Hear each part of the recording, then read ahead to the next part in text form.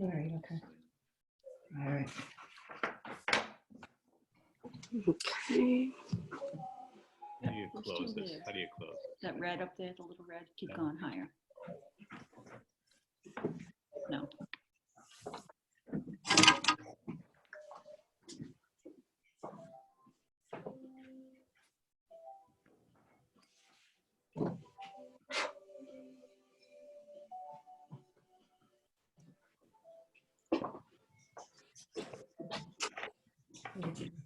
Or your paper that one, maybe.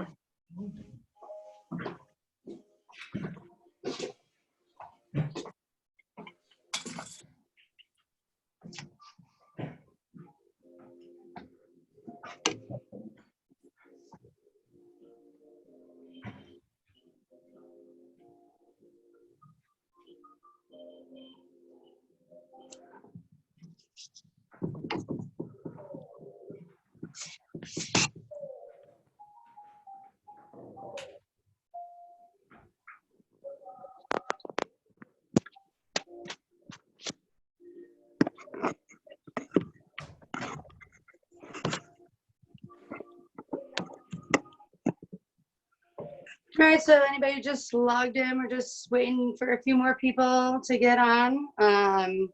We're using those blending sticks, those white sticks in your kit, those charcoal pieces, the really thick one and that thinner one. Want to make sure you have your eraser. Grab some of that paper, and if you didn't grab some objects around the house that you might want to draw, grab some of those. Jess, is there a eraser in the bag? Your eraser should be in the bag. Okay, I'll go check. Okay. Okay. Can I watch? Nope, Can I watch? Oh, no, he's hanging on me. that's okay. All right, well, you know what? It's Can I gonna be use okay. any eraser? You can use any eraser. Any Oh, eraser. I have tons of erasers. Oh, okay. Well, you know, some people might not have erasers, so just throw it in. Any eraser. Yeah, will work. no. As a teacher, I have plenty. I'm sure. Great. Thanks. Okay. Did you put carrots on the top? You got the grid? You want How come I- No. Jess? please, no. Yeah, It's Patty. Can you see me? I cannot see you. All right, we're working on that. Okay. You're not alone, Patty. Where, Tim? I think it's the age group. Share Well, I screen? Yep. When you Oh, that's not it, Tim. No. there, hold on. Let's see if I can. Let me see if I can ask you. Video or something when you went on. The host asked you to start your video. Okay, Yeah. start my video. I can see you now. Success! Yay. All right, we're all getting a little bit better at this. Oh, I just showed everyone up. All right, so let's see. We got about 1, 2, 3, 4, 5, 6. 6 people here. Give it a few more minutes. See if Gal's gonna join us tonight. Jess, I do have a quick setup question. Yeah. Are we working, do you think we should do like an easel kind of a setup or flat down on the table? Well, I'm gonna be drawing flat on the table, and my still life is gonna be set up in front of me. Okay. I could bring you over to my Station. area right now. Yeah. Yep. I just got to figure out how to flip this screen somehow. Up right there. So right over here, Okay. and I have this on like this piece of cardboard, so you guys don't see all the, stuff in the background. Yes.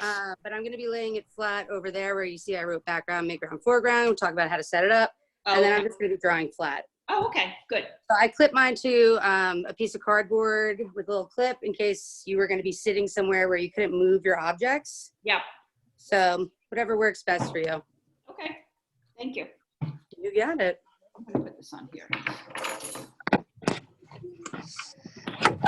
I'm just going to go turn down my radio and then we'll get ready to get started.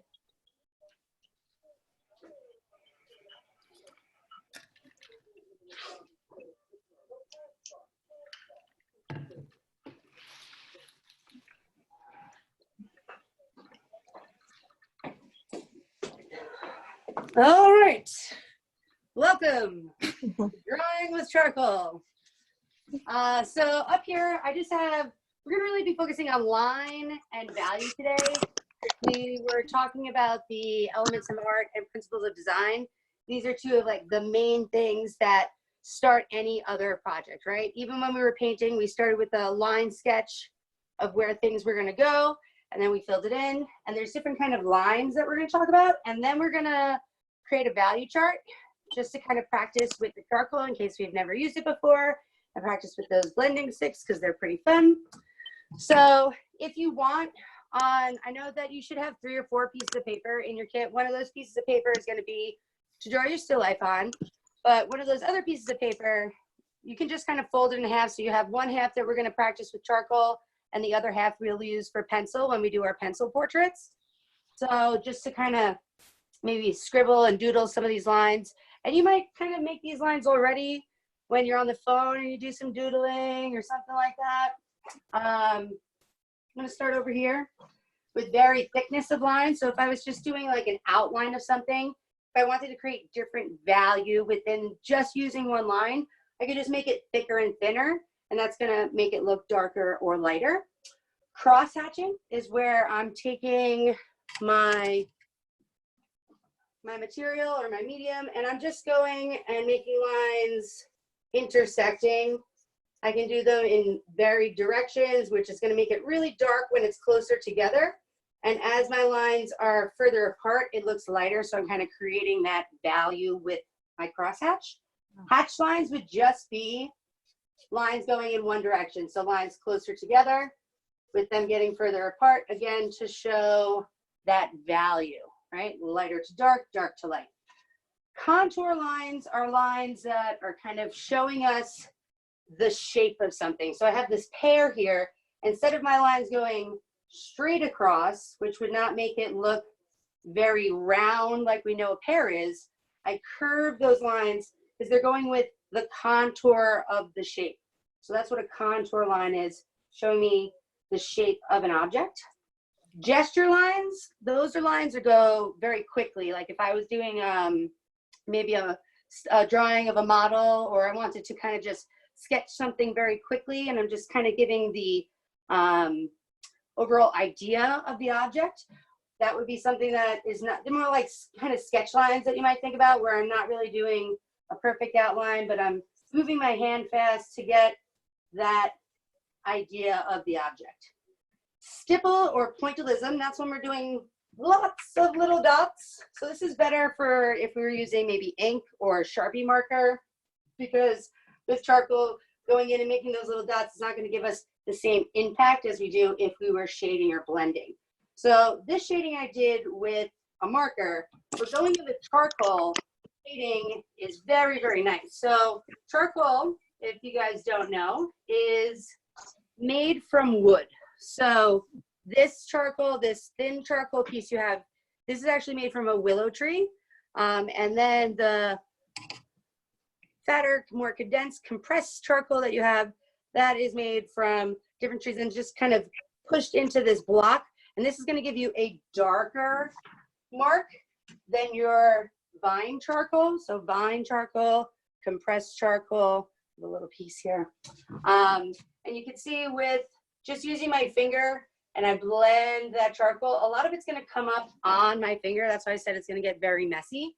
So if you wanted to use your blending sticks, your blending sticks will absorb some of that black and get rid of any kind of lines or marks and blend out the charcoal. So shading, getting really nice, smooth values. So that's something that we're going to practice when we get over to our value chart. I'm just showing you how to make those values with different lines. So gesture lines, we kind of talked about sketch lines again, just not making perfect lines, but lots of smaller lines to create the shape of something. And some people have different kinds of styles when they draw, and they might have more sketch lines or maybe even more scribble lines, where to create a value, I'm just basically going over making whatever kind of shape and then loosening that shape to create the value. And outline, we know it's just referring to the outline of something. So, you know, you think about a coloring book, you know, we like those kind of mandala, stress-free coloring books. That just has the outline of those shapes. That is what our outline would be. So if we look at something like this still life that I drew ages ago in college, we can see that I went in and I really just kind of worked on my outlines and my contour lines first before. I didn't even go in and do any shading in this, but this is just these kind of construct lines. I'm not sure if you can see them all the way back there. I'm going to bring you a little bit closer. But these lines in here, kind of like my bone lines, kind of giving me my half to make sure that my ellipses in here are even, to make sure my shapes are even, kind of going in, making sure that that would go right in the middle there. And that's how I can kind of line up all of these shapes to make my outside shape look kind of perfect. So now we're going to move over and create our own value scales. So if we're using our charcoal, I recommend that we're going to do some shading. So that's this one right here, shading, where we're going to really use those blending sticks and blend up. You can see that I made this box. We don't necessarily have to make the box, but I just wanted to kind of make these marks to make sure that I was changing my value as I was moving up.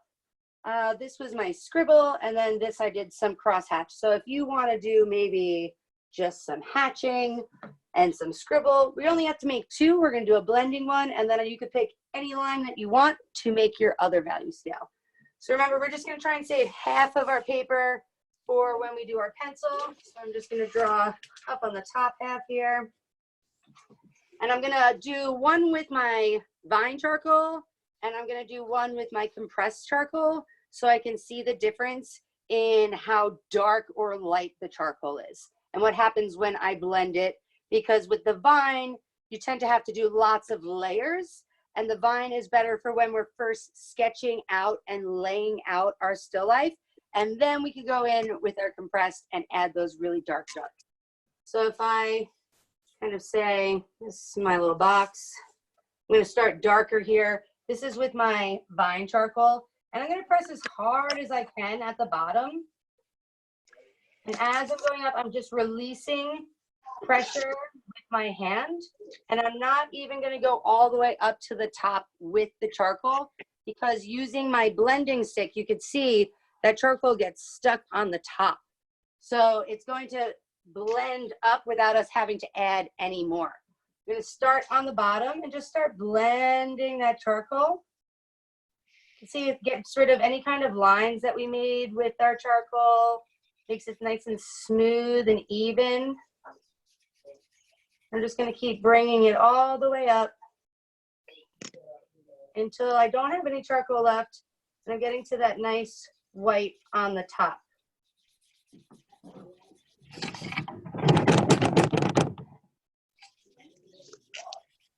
Now when I step back from it, and especially when I look in the screen, I look right in this area, and it kind of looks like a harsh jump from a dark to a light. It's not as smooth as I want. I can still see that line right there.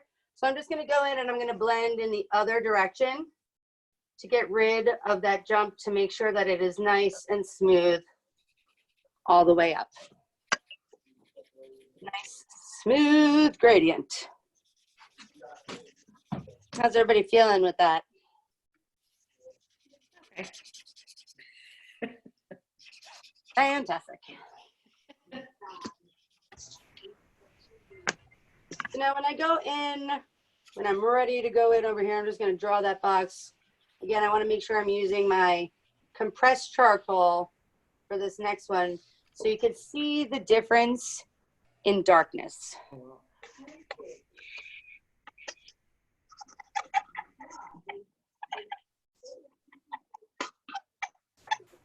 Everybody ready for me to move on? I feel like I hear some sketching still. Good? Good. Great. All right, great.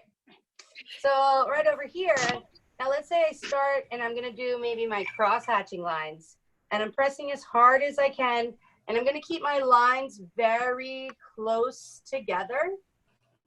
And as I move up, my lines are going to start to spread out more, and I'm going to release the pressure with my hand and start making a little bit more space in between those lines. And you can see without doing much, we get our dark from our compressed charcoal is much darker than from our vine charcoal. And when we go in and we blend that, we're gonna still see some of the lines. It doesn't blend as smoothly as our vine charcoal. You might be able to blend out some of those lines by going in small circles, but when I press really hard, if you could see, even though I've blended, where am I? There I am. I still can see the lines from that compressed charcoal because it's gonna leave a more permanent mark than the vine charcoal. So I'm just gonna start blending it up. And because I did cross hatching, I still wanna see some of that line texture. I use that on purpose. Hello? But I think that it gets a little too dark up here. Now that I've went in, it's almost like the same value all the way up here because I had so much on my blending stick. That's when I'm gonna come in with the eraser and I'm gonna pull out some of that color to get a lighter top and go back with my blending stick and blend over this new line that I created. I can also use the blending stick on a piece of paper, just like on the side, and kind of blend some of that extra charcoal off. You can see I still had a lot on there. And that will also help without making it too dark as I'm going up. Yes. Yeah. Yeah. We have two different, the blending sticks. Does it matter? Which Nope. one? I just gave you a large and a small for Yeah. larger areas and smaller areas. Oh, okay. They're both going to do the same thing. So whichever one you want to try. Mhm.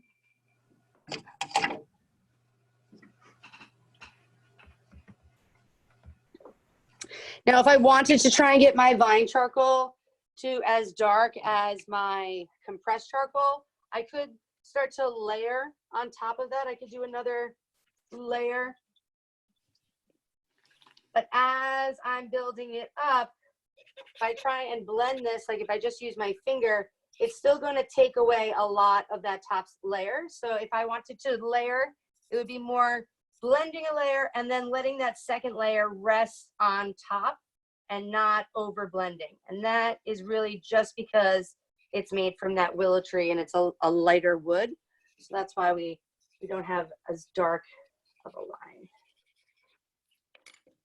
All right, so I'm gonna move you guys over to my still life station while you might finish up those value scales. I don't know if I mentioned it, and I'm sorry if I forgot in the email, but as you notice, we are getting messy. If you didn't put down paper, make sure there's paper underneath.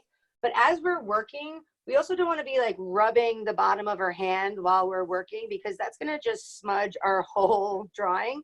So if you have a paper towel to put underneath, or even just like an old envelope or something to work underneath your hand while we're drawing so you don't smudge your work, that would be a great idea to grab while we move over to the other station.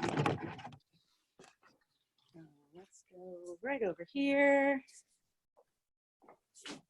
I'm gonna flip my screen and plug you guys in.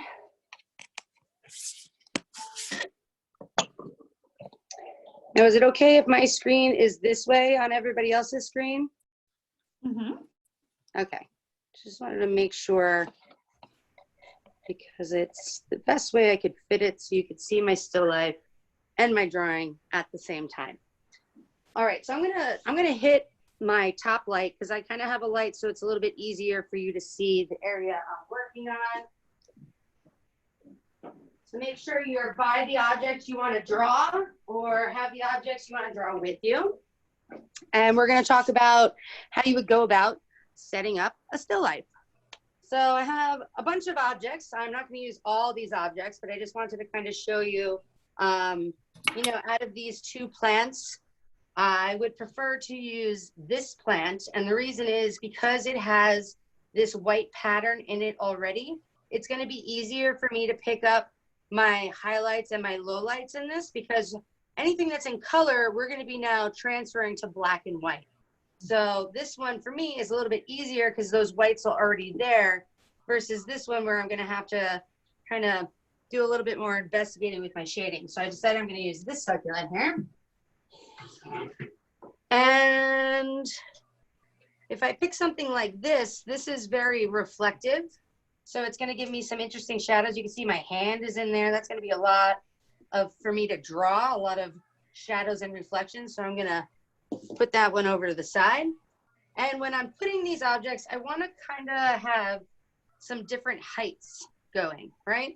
Because if I want to set up, my rules for setting up a still life would be having something in my background, the midground, and then the foreground, something that's closest to us. So to add some height, I might take like one of my paint containers, and I might stick something on a paint container to kind of make it a little higher up than my other objects. If you don't have something to stick underneath, maybe you want to just space them apart a little bit more so that we have a little bit more depth in that still life. Now these are some pottery pieces that I made that were not glazed, and I kind of like the fact that it's white already, so it's going to be easier for me to put my shadows and highlights in it. So I think I might add that in. This is kind of large, so maybe I might even do something like this where I flip that over and I put my little gnome guy over here. And now this is in line with my middle ground, right? Middle ground, and then something like this in the foreground, maybe a little bit more front, or maybe I want to throw these random grapes in here. It's kind of weird looking. So I'm playing around with where my objects kind of line up the best. And you just want to play around with that on your end, making sure you have something all the way in the back, something in that middle field, and then something a little bit closer to you. Maybe you have 3 objects, maybe 4, and just kind of play around with your placement, you know, kind of looking at where shadows fall in here. I think I like this guy. So does anybody have any questions with setting up your still life? Okay, great. Fantastic. All right, so I got my piece of paper here. We're going to be starting with our vine charcoal. Now, when you're drawing with the vine charcoal, you know, it is very, very thin. It's very light. So if it does break, that's okay. Sometimes if I have a very long stick, I break it in half to work with a smaller piece first. Then we're going to be going in with our compressed charcoal to kind of darken up our lines. Okay. So we're going to start with our vine, and we're just going to start with some sketch lines and start working on our placement. Jess, I'm sorry to Yep. interrupt, but are No. we using the 9x11 paper or the other paper? Up to you, whichever one you want. Okay, doesn't matter. Thank you. Doesn't matter.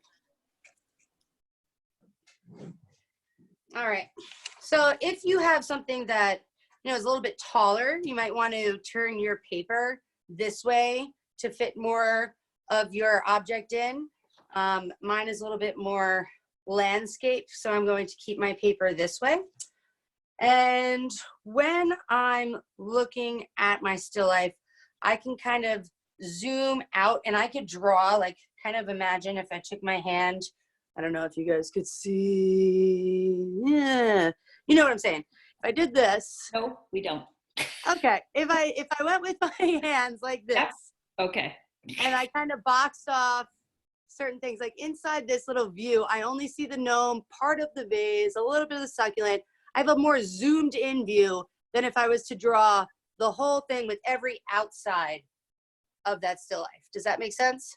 Mm-hmm. Okay.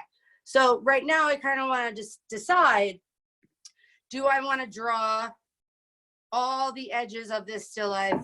Do I want to maybe zoom in to an area and kind of fill my page more, right?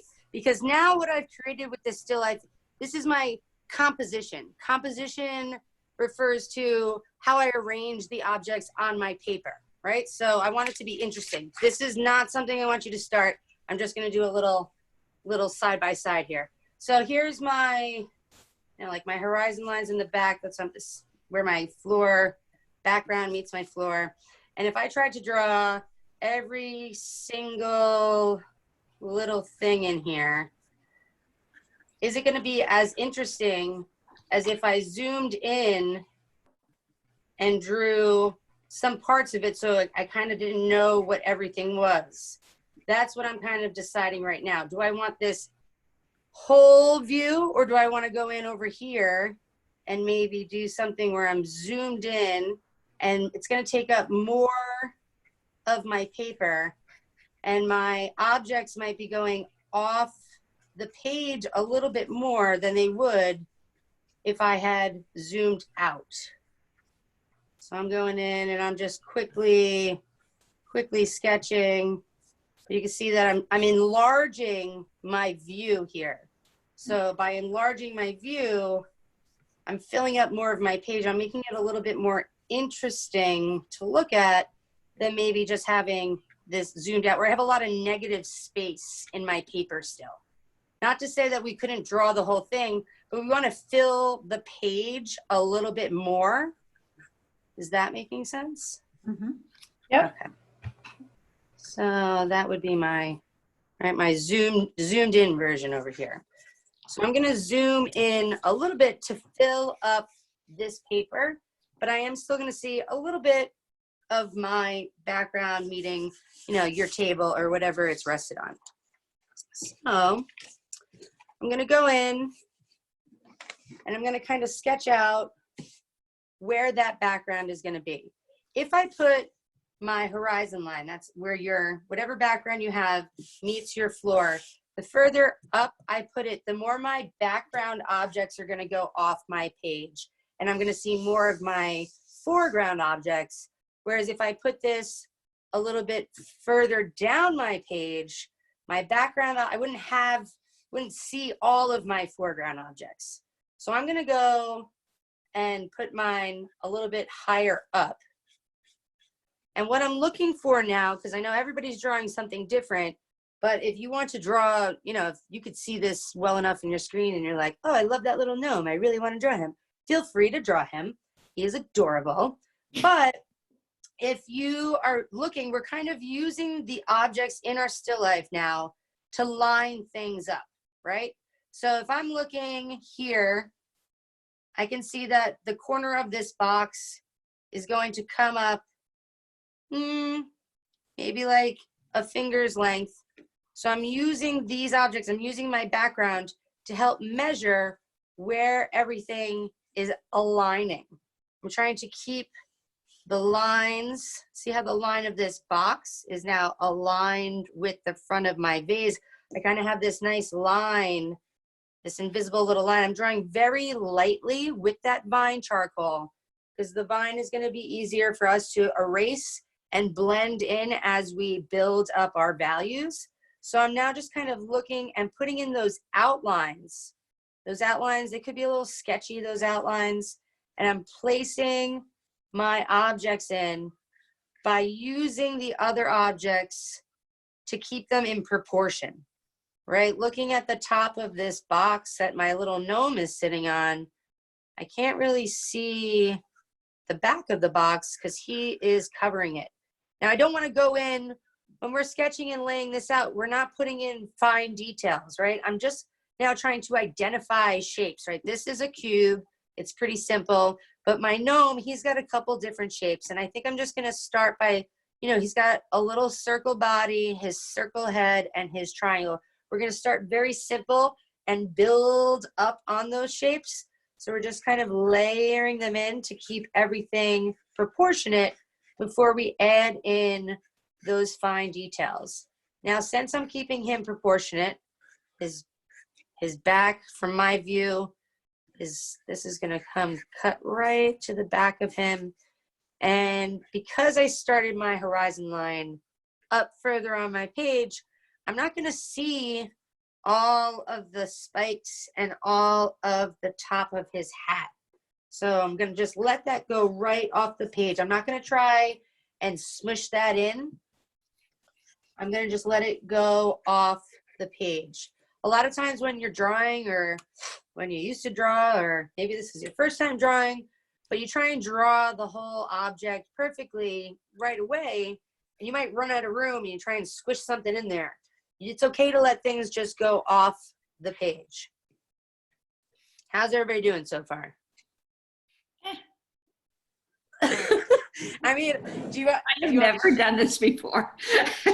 So it's okay. It's okay. So, my question is, can I tell you what I have? Yeah. I have a plant that's Okay. big in the background, bigger-ish, a little ceramic bird, and a set Nice. of keys here. So the bird, I'd like to focus on the bird, so which is Okay. Yeah. So Zoom into that bird. So should that be the first thing I draw? Is the bird? Is the bird in the foreground, the midground? It's in the midground, but I It's want in it. the midground. Yeah, is that okay? If you want to focus in on that bird, I would start with your bird. Yes. Okay. And make sure you're leaving space though to add in the plant in the background. Yes. And whatever, maybe it's just table that you have in the foreground. You don't see a lot of what's in the foreground. Right. And it's okay to just have like a part of that showing. Okay, gotcha. All right. Yeah.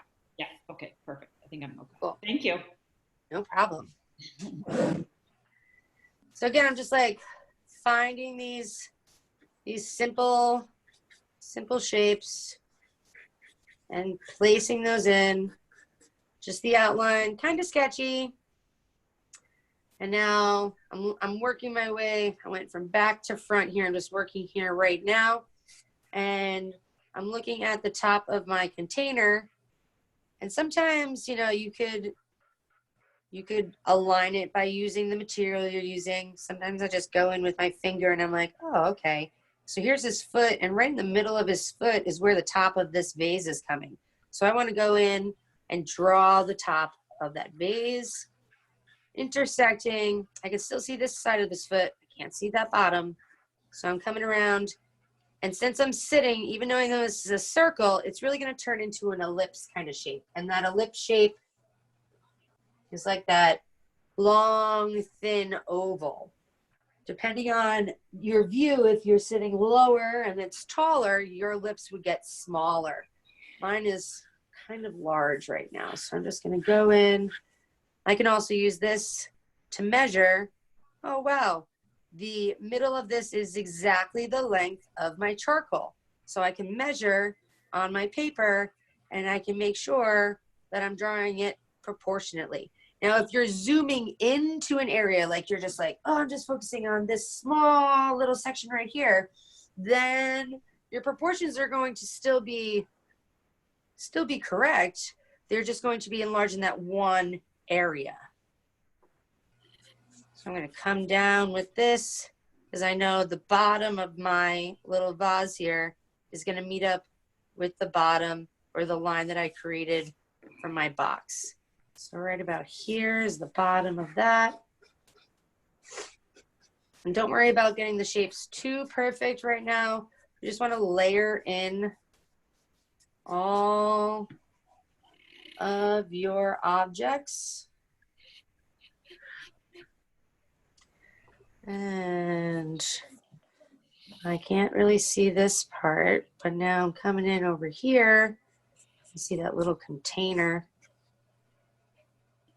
But my circle here is almost touching the edge of this, and I'm looking, it is just about the same height, a little bit taller than the corner of the box there. So bring that corner back out. It's right past the vase. And now I could go in and draw this larger ellipse.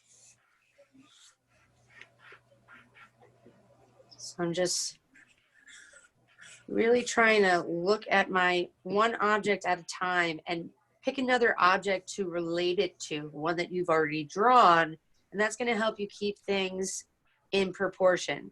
So I can see this is a bit taller, so this has actually got to come up a little bit to be in line with the top of that box. So I'm going to bring my ellipse up just a smidge and bring it over and around. So just doing some nice short sketch lines. It's okay if it's kind of dark right now because this is going to be very easy to rub, blend, and erase. I could come in over here and start drawing bottom of my vase. If I look here at the bottom, since I know this one is in the foreground, I want this to be lower than the bottom of this. So I'm going to bring that up a little bit and over like that.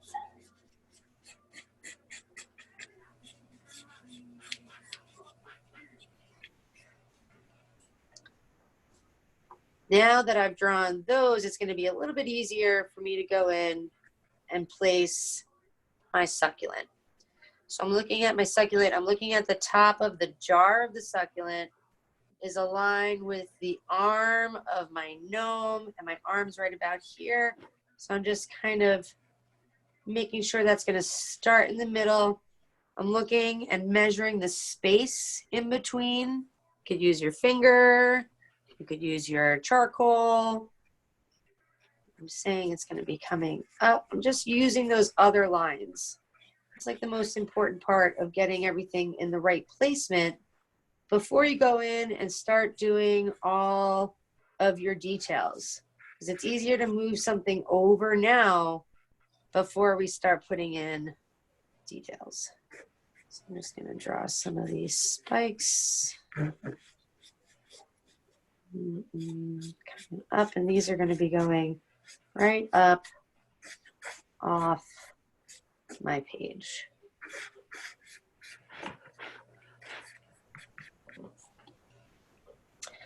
And if I want to now,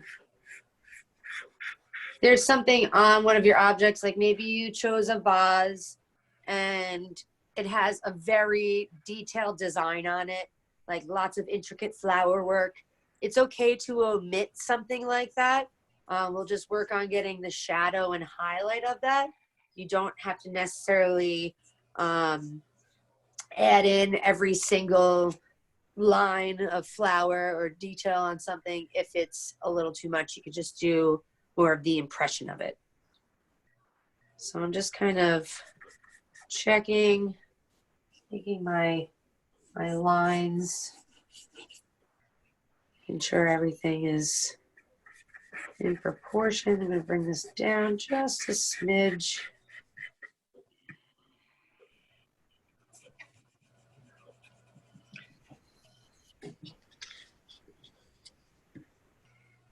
And now, depending on where you're drawing this, you may have a very strong light source coming from one direction. Like you guys can see that my light source is coming from over in this direction, my overhead light over here.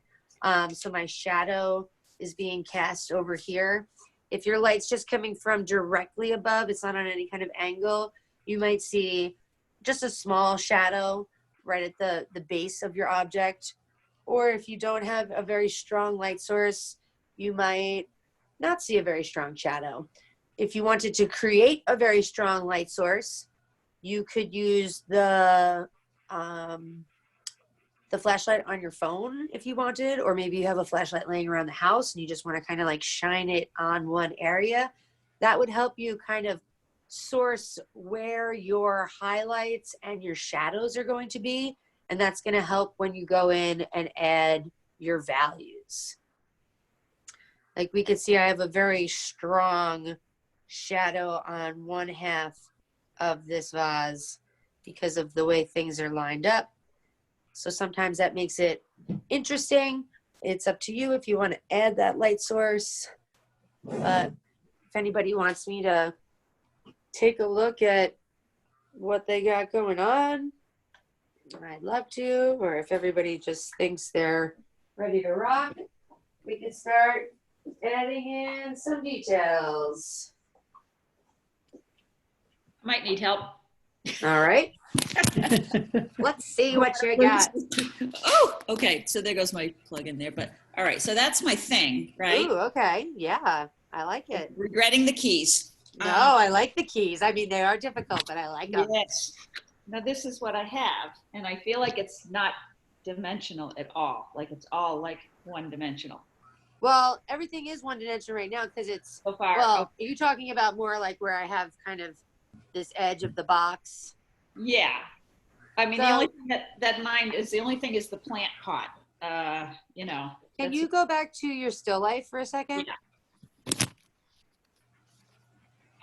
So do you see like where the top of the bird's head is in relation to the top of your planter? Yes. And you see, it looked like on yours that your planter went up a little bit higher. Yes. And I think if you bring the top of that down, you could add more of the ellipse. Okay. So that Yes. way, because we could see a little bit more into the top of that pot. Into the top of it. So Yeah. So should I be drawing this like, because I am kind of looking down at it. So is that what we're all doing, is sort of looking down on No, our? you're either looking down or it might be set up kind of like parallel to you. Okay. So I can see like in here, because of where I'm sitting, I can see a lot of the inside Yeah. of this surface. If I had moved this up, I would not see as much Right. of that and my ellipse would be smaller. Okay. So you could bring that down, and adding that I think is going to help give it a little bit more dimension to the top of your Okay. plant. All right. Good. Okay. Cool. Thank you. You're welcome. How's everybody else doing? Great. Cool.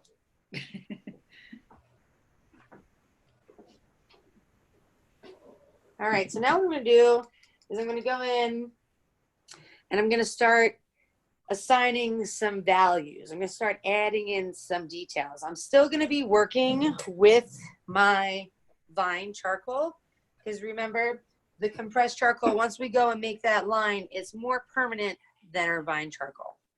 So if I go in back to this guy, now that I've laid this out, and I'm going to start working towards the back, down towards the front of my page.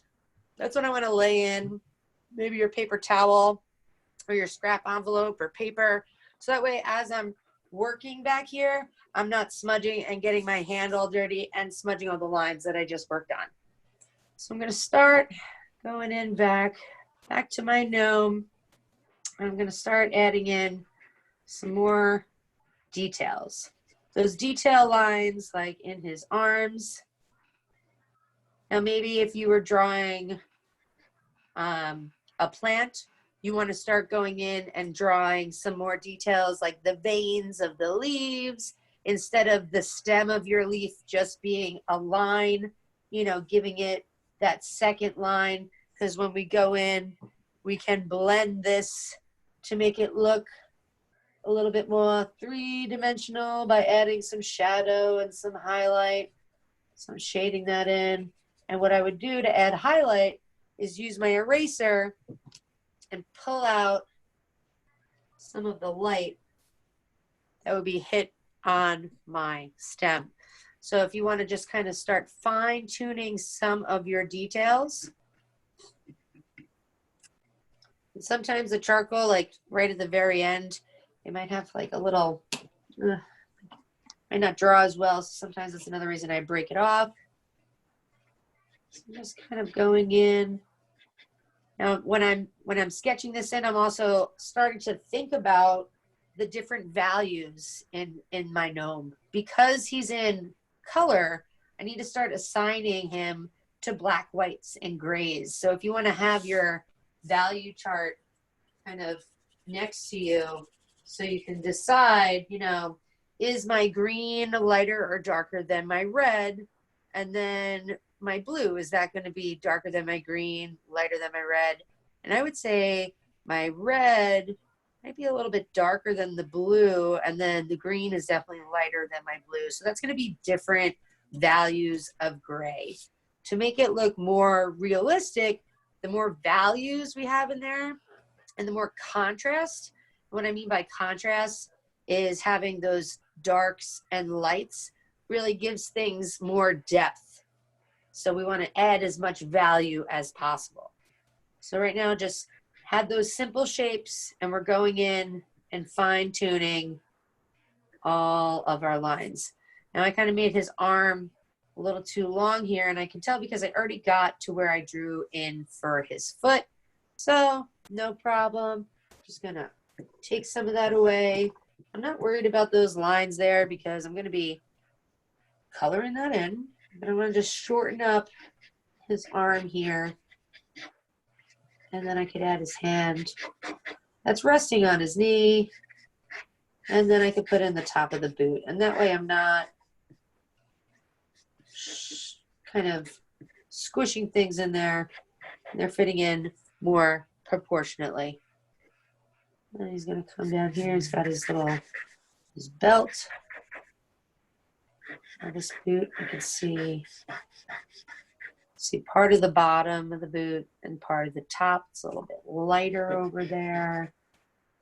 Come into this boot. You can see part of the other side. This arm is coming up. Almost kind of looks like he's going to pick his nose, but he's just got this inquisitive little look on his face. So if you need to go in and use your eraser to get rid of any lines that might be confusing, make sure you use your eraser.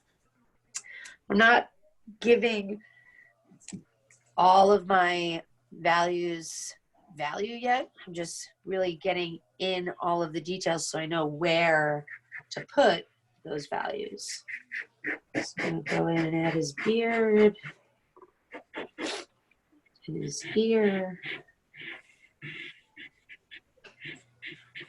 Make sure if your hand moves up, you don't drag your paper towel up. You just kind of lift it up and replace it.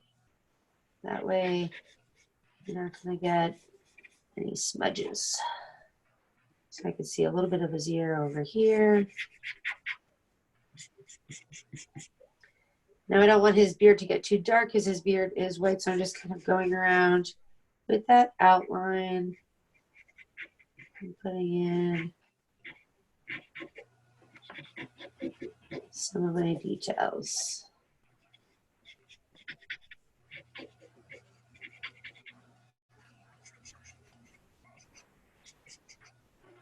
So now it's kind of on the side,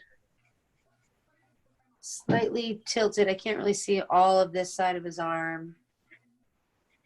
Come in a little bit. Detail for his mustache.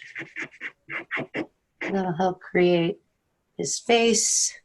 And I'm probably just gonna use that stick to blend some of those lines I don't want anymore.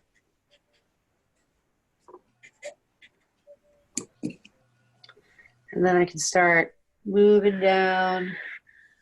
This is when I want you to like really be a detective and really look for fine details. Like, you know, this is a cube, but it's also a little trinket box. So I do want to go in and I want to kind of add this line, my hinge in here. So it doesn't just look like a cube. It gives the real definition of a box. So go ahead and just add some of those small little details that if you weren't really studying this object, you might not see. You know, we all know how to draw a cube. We know how to draw a square, but to make it look like a specific object is where the observation comes in. So observational drawing is very, very detailed way of drawing. And it's different than drawing from something that's already, like drawing from a photo, it's already flat. So this is kind of training our brain to think about drawing it in a different way. Now I could go in here and I have a good shadow line. I'm just going to draw like the outline of that shadow line for placement later. Make sure my lines are nice and straight. If I wanted to go, I could use a straight edge. I could use another piece of paper to make sure my lines are really straight. Could also use the edge of my cardboard. Or I could also just eyeball it. You know, you are in charge of your own still life. You might have different kind of style that you would like to put in it. It's your art. Get creative. I just wanted to try and teach you about the alignment part and the observational part of looking for these new shapes created by the shapes in this still life. So go and draw it in shadow lines. This whole side of the box is going to be pretty dark because there's no light hitting it. So I'm just going to add in, using the side of my charcoal, I'm just assigning a little bit of a value to this. I'm going to have my shadow line coming in over here. I do have shadow from his top of his hat back here. So I'm starting to look for little lines, little shadows that you might not have noticed in my first rough sketch. Now I'm going and adding those in. Like if I'm looking at the top of this, it's not just a line, it's got a value. So I'm going to go in and I'm going to actually erase some of that on the top because it's pretty dark. Because the lid is catching the most light here. So I'm looking for things catching light because now I'm going to add in that shadow right below because it's darker as it's going down. Now the lid, the rim of that has come back to life. It's looking more three-dimensional. So I have that very harsh line. Comes to about here. This is kind of sticking out.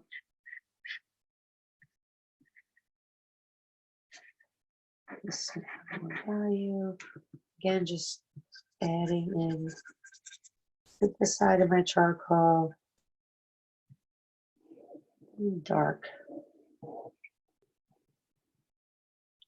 Because now as I'm working my way across and I'm starting to see new light that I might have not seen, I'm starting to pair up like what is going to be the brightest bright in this still life. Well, right inside this bowl, the light is hitting so bright, it's almost reflective. So that's going to be one of my brightest areas. And one of my darkest areas besides the black in his boots is going to be that soil over there. Even though this is very shaded, this is a white object, so it's never going to get as dark as my brown soil. So we're trying to start thinking about how we're assigning, you know, a lighter gray or a medium gray to something that has a color value. It's another challenge when we're thinking about our values. So I'm coming in over here. I'm going to add in that pattern on top of the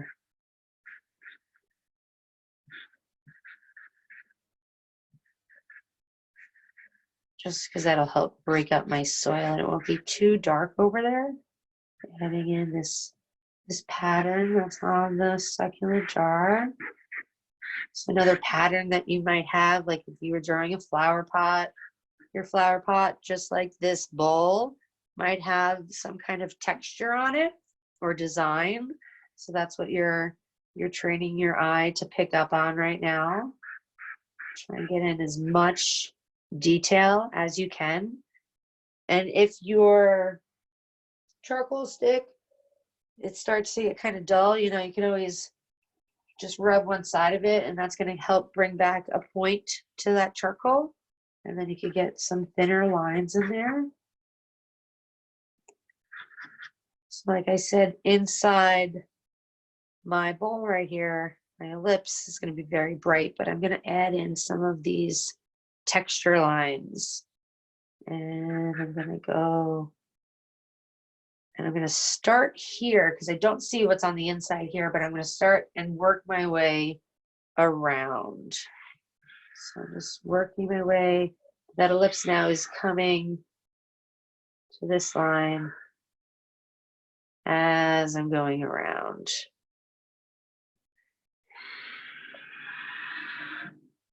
And my ellipse is starting to get a little messed up. So I'm going to just erase this last line before I go any further. Keep that ellipse. It's hard because it's going off the page and it's kind of tricking my eye. So I'm just going to actually extend my ellipse off the page to help as I'm going in here so I don't distort my inside.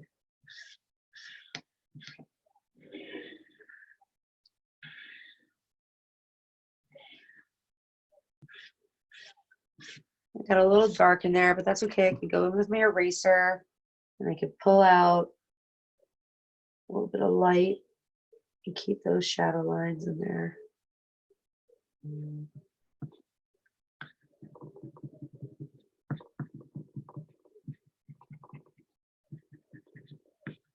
something else that we're going to do to help keep those whites or those really bright highlights very bright is we're going to give our background and our table a value so it will distract from the highlights that we're trying to achieve in our still life.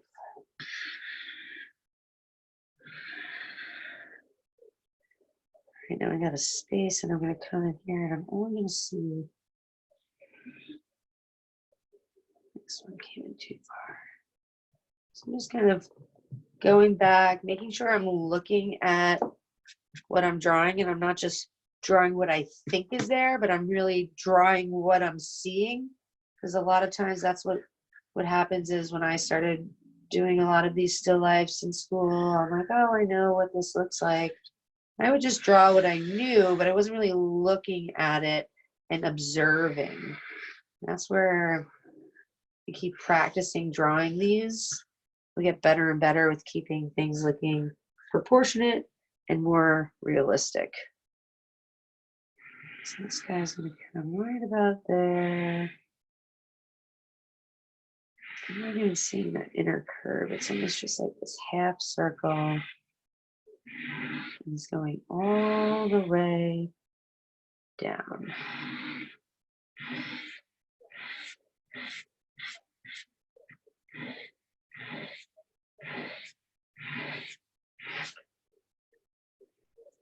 So I'm going to go in and give myself a little bit of a darker line here.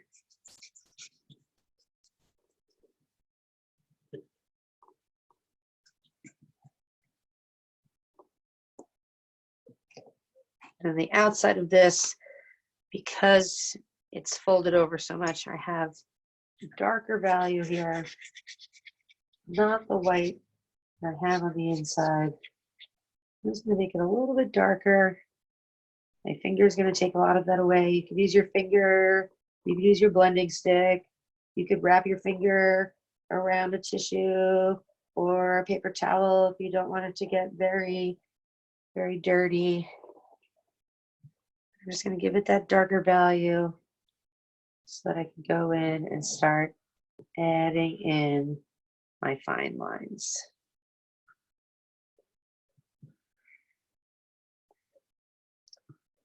So making sure those lines following the curve, slowly kind of training my hand to go in that direction.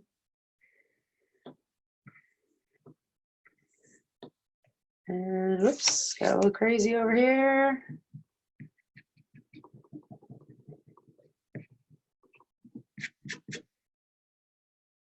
And Jess, I have a question. Yep. Should there be no white? Like, should we have charcoal inside the outlines of everything? Well, do you have anything that's very, very white? No. So we are going to be assigning a value to that. Like my background is still white right now, but now that I've gone in and done my detail lines, I'm going to start adding value into those white areas. Okay. All right. I'll wait. So, well, for my background, now you might not have a piece of cardboard set up, and I didn't expect you to. You might have, you know, your wall in the background, and there might be kind of busy. You don't have to draw everything that's going on in that background. You could just assign it a value. So I'm going to assign my value, my cardboard value. I don't want it to be too dark. Like I don't want it to be as dark as this, and I don't want it to be as light as this. So it's going to be somewhere in the middle. And I'm just going to use the side of my charcoal and start layering in, not pressing too hard, just layering in all of my background. And this little shape I drew here, that was actually going to be the shadow. So I'm going to make that a little bit darker because it's a darker value than the value of this. Going around my objects. And then I'm going to take my blending stick and go in and blend in that background. Now I could go back and forth and really just smooth it out. I could go in small circles, and that's going to give a little bit more of a texture to my background. And I kind of like that texture in the background, and I'm going to keep my table, I'm going to keep that a smoother value. So I'm going to do my small little circles.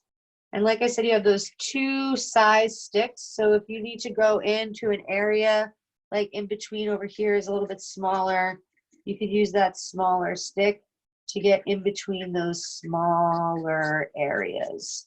So I just want to get our background covered. You're ready with a value. Kind of like this middle tone value, right? Not too dark, not too light, but somewhere right there in the middle. I'm just doing these small little circles to keep that value, keep that texture in the background consistent.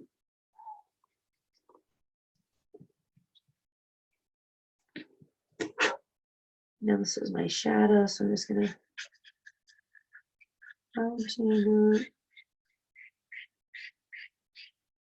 I know the shadow looks a little funny because you can't necessarily see the top of the gnome head, so you don't really know the shape of his hat. But since that gnome is there, it's nice because now it's giving us that illusion. Like we know the top of the hat is there. Now because of the angle that I'm drawing this, I can see that shadow reflecting back there. Again, if your blending stick gets very saturated with charcoal and you want to wipe some of it off, you could wipe it on your paper towel, you can wipe it on the newspaper or whatever surface you're working on. Sometimes if I'm wearing my art clothes, I'll just rub it on my jeans or something like that. Up to you with what you're working with. So make sure I get all the way to my edges and cover that background. Any shadows that you might see on your background, add those in. If you want to give, maybe you have like a picture frame in the background that you see part of, you want to just give that impression or that outline shadow of the picture frame, you can go in and layer on that, add that in. Up to you, depending on how much detail you want to add in that background. You don't want to get too detailed because it'll take away from our main still life composition. So again, I always want to start working towards the back and working my way down so that I'm not blending or smudging my picture. So now I'm going to go in and I want to start like I did to the background here, adding in some value to where I have shadows and highlights. So in my gnome, we were talking about when I was putting in his details, my hat, even though I just see a little bit of it, is going to be, it's going to be like kind of like a middle to dark gray. I want to keep my beard white. His skin tone is going to be a light gray. My green might be the next level gray. I'm looking at that value chart and I'm kind of like assigning like maybe this darker gray is going to be the blue. Keep it lighter in his face. I don't want to add too much value. I'm going to take what's on my blending stick already and blend the charcoal that's already there into his face, because I don't want it to be too dark of a value, but I don't want to leave it white. So I'm just going in and blending those lines that I had. Now by blending, I kind of lost a little bit of that detail. So I'm going to go in and just fine tune a little bit of that with my vine charcoal. In fact, that nice big nose he has.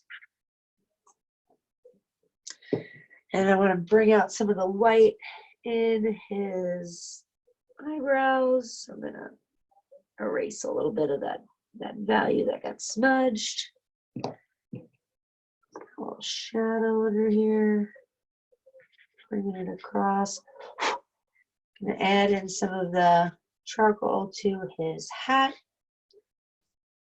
Now, as I'm adding that in, not only like he's got a texture on his hat, but also one side of this is a little darker and then it gets a little lighter. So it's almost like I'm going to be making a value scale just on his hat.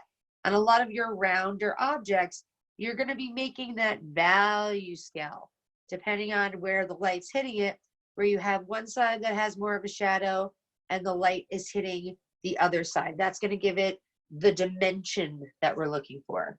So we're going to look for that too, even though you might be looking at something that is not white, maybe it's brown or it's wood, but there's still going to be an area that is a little darker and an area that's a little bit lighter.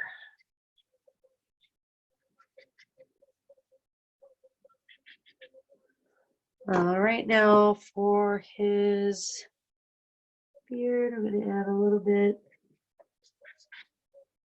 of value in his shirt because he's got a big shadow in there. And by making this darker, because the green is darker than the white, that's going to make the white of this beard pop out, even though I have more gray on this side because of the texture in the beard and because of the way the light is hitting it. So adding a darker value paired up to an area that's lighter is going to make it pop. That's that contrast that I was talking about before. Having a dark paired up with the light is going to make it pop.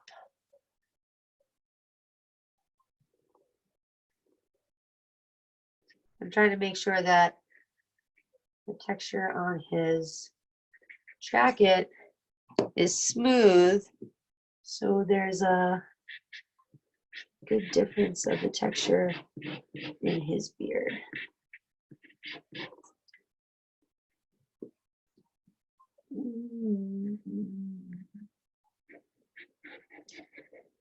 Anybody have any questions with anything? Want me to look at anything?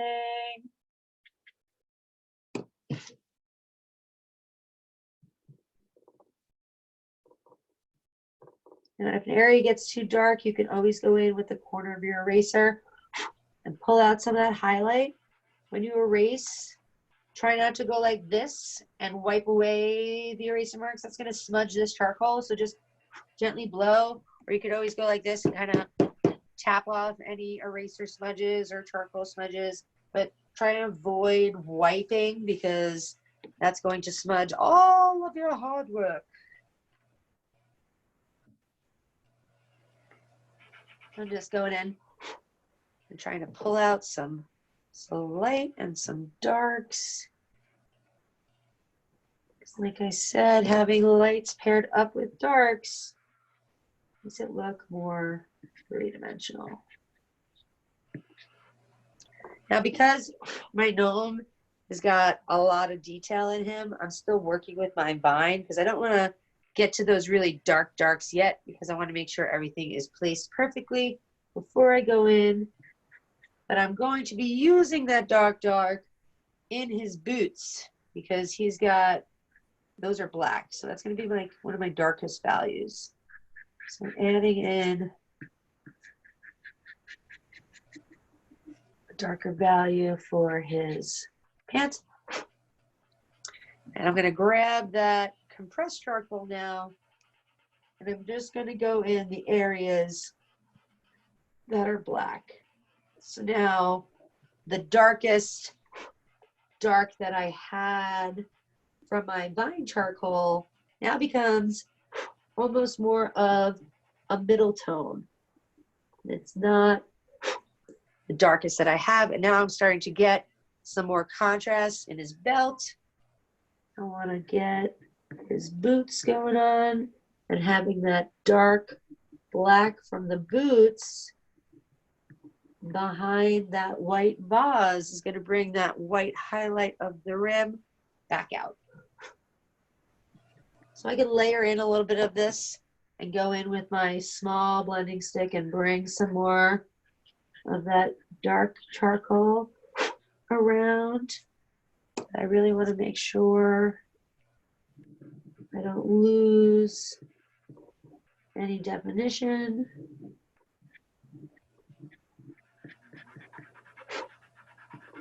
In the boots, because my boots are going to have darker shadow over here. Bring that dark over here. So it's really building up our layers of dark. We don't want to go too dark too quick because it's going to be hard to take out any highlight, but we're gradually building on our layers. Building, building, building.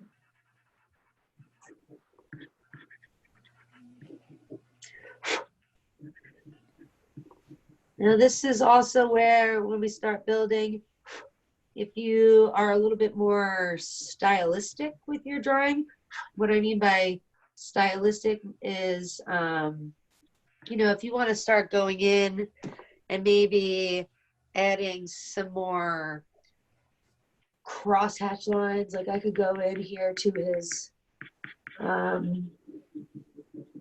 hat, and I could add some of those, just added some those hatch lines, just those single lines right there. It's not completely blended. He did have a texture on there. I'm kind of changing my texture a little bit, but by adding in just a little bit of those hatch lines, I'm making it more stylistic instead of as completely blended. I could add in some different line values, or if you like it very blended and very smooth, then you can continue with that. Now, as I move down to my, actually, I gotta bring out some hand detail. It's kind of a little messed up. As I go down to the box has got a very bright highlight on it. The top of this box, if I look at all three sides, the top of this box is catching the most light. So it's going to be the brightest side of that box. This is going to be my middle tone, and this will be my darkest tone. So when I go in, I don't want to leave it white because it is not the brightest white in my drawing. I'm going to assign it a value by just taking whatever charcoal I have up here and blending that in, because I know my shadow is going to be casted on here, and I'm going to fill that in dark. Now, because I put in some of my lines over here, I didn't lose the definition in my gnome.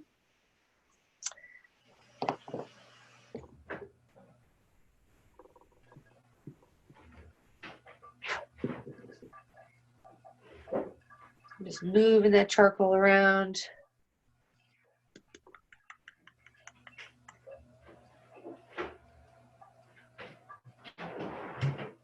making sure it's all filled in. So those shadow lines, it is a pretty defined line. Depending on your light source, it might be more of like a gradual fade and you might not see such a defined line. And it would just be a little bit darker, closer to the object, and then it's going to fade away. So really trying to look for those shadows. Like over on this side, my box is going to have some spikes coming down from the succulent. So I'm going to go in and add some of those defined lines on the top of the box.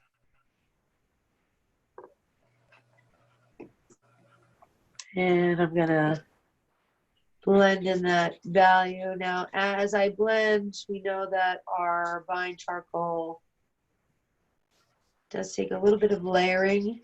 And this value that I have here is the same value on the top. And I want this value on the side to be darker.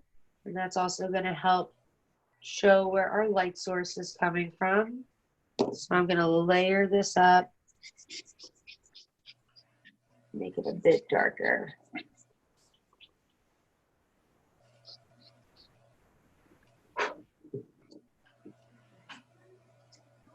And I'm blending this.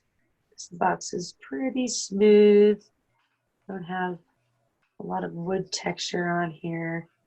Could lightly add in some lines, but I don't really think it's necessary.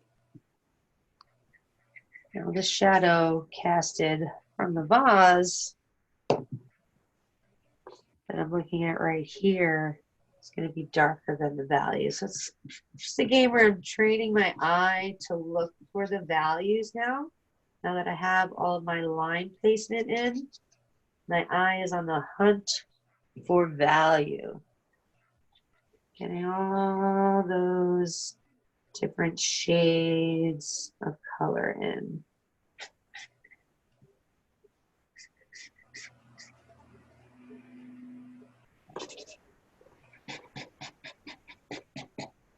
Remember, you could always go in with your eraser and pull up any color you think it got too dark, and then reblend with your blending stick.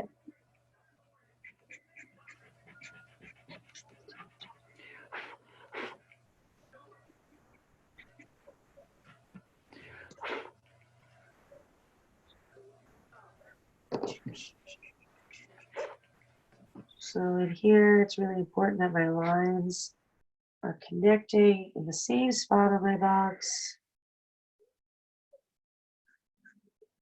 because it is a very defined shape, unlike my vase or my gnome, where since you guys are looking at my still life, you know what it looks like.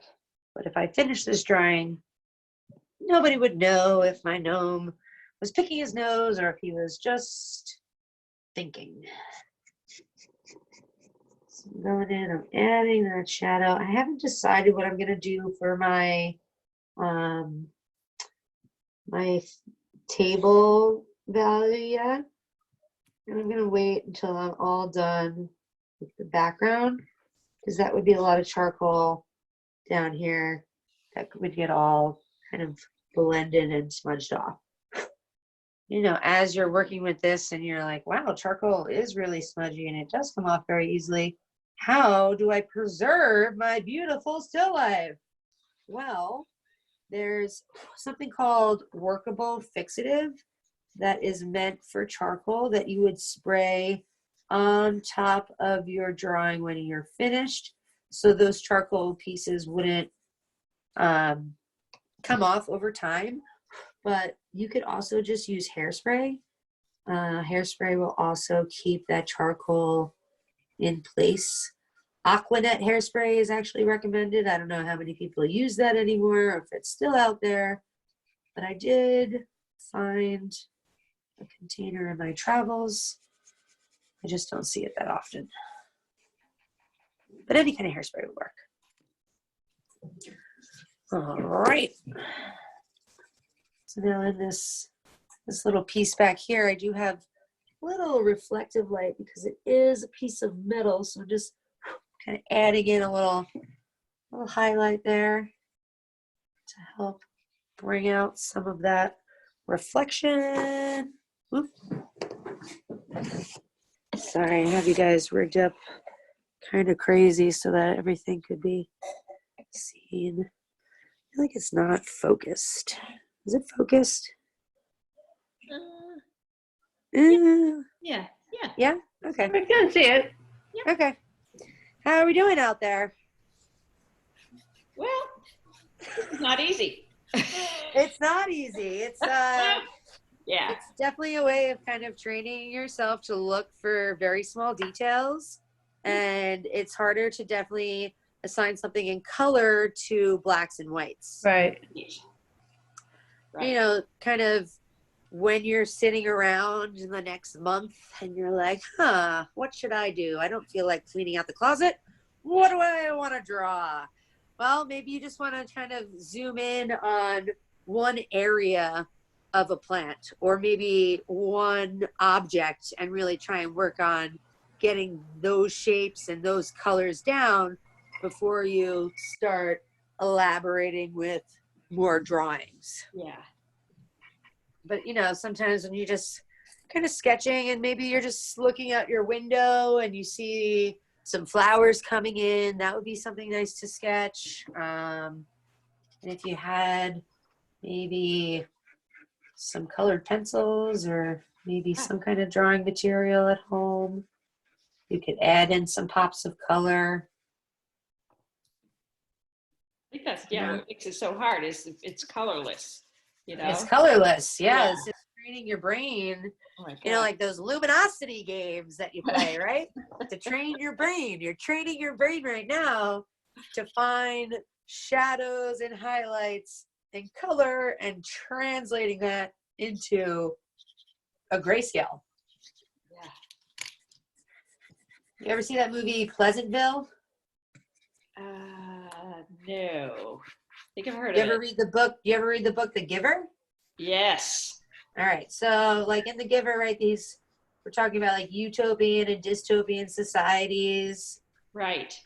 So they didn't know about war. They didn't know about all these things existed because they were trying to protect them. But in the movie Pleasantville, the whole world is in black and white and they can't see in color. They don't know the colors of roses. They don't know any of this. And, you know, for me, that would be a very dystopian society where if there was no color, because color is such a big part of my life, Right. and imagining, you know, what it would be like if you viewed the world in all grayscale, like a dog. Yeah. Yeah. So just trying to like, you know, kind of think about Wow. thinking about it from that aspect. I always would kind of teach that to my classes and talk about if that would be dystopian to them or utopian. Because then you think about it like, well, it doesn't really matter what kind of clothes you're wearing. They're all black, white, and gray. It's not like, ooh, she's wearing a red dress or she's wearing you know, it's a Right. different perspective of it. Yeah. All the meaning associated with different colors. Exactly. Yeah. Like the red light would probably be your darkest gray, but your yellow is probably going to be your lightest and your green is going to be a middle, and that might change, you know, the way that you would perceive stop, slow, and go, because I would slow at a middle gray and I would go at a bright gray. Yeah. Yeah. Interesting. So I'm just kind of like using my blending stick to pick up some of that texture in my vase here. I don't have to add any to my stick because I already have some on there. So I'm using my blending stick now as a drawing tool. Don't have to add as much charcoal because I already kind of have it layered up on there. Wouldn't that kind of be like being colorblind, Jess? Yeah, but isn't colorblind, I think, is more so like I had a student when I taught in high school that was colorblind, and it was only affected his green and reds. Yeah, it can affect just certain colors, but it also can affect all the colors and everything looks gray. And everything looks great. So Yep. there's this other there's this book called Feed by M.T. Anderson. Mhm. And it has to do with the future, and it's told from a teenager's perspective. It's a really interesting book. And when you're born, you get this this chip implanted in your brain, and that's the way that you kind of communicate with everybody. But it also is kind of controlling what you see, because it's putting like into your feed, it's popping in infomercials and news, and there's no schools anymore because everything is right there in your brain. But talking about kind of this, cyborg type of human now by having this chip implanted where you have all this knowledge. And I was showing my students a bunch of kind of human cyborgs that we have in the world now. And there was a guy who was completely colorblind, and he had an antenna implanted into his brain, and it would receive vibrations of or frequencies of different colors that would allow him to see in color. Wow, Yeah.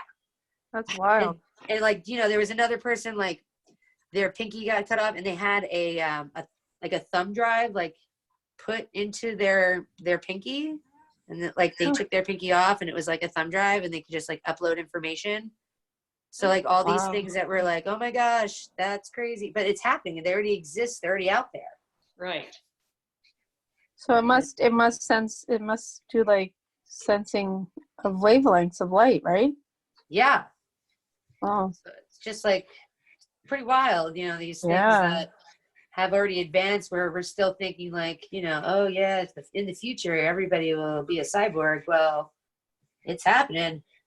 yeah, Yeah. true. Happening. Yeah, because there's red, green, blue, yellow, and then total. I don't think total is very common. I think it's either red, green is the most, and then Yeah, I think red green is the Yeah. most common. I haven't met anybody that was totally colorblind, No, me neither.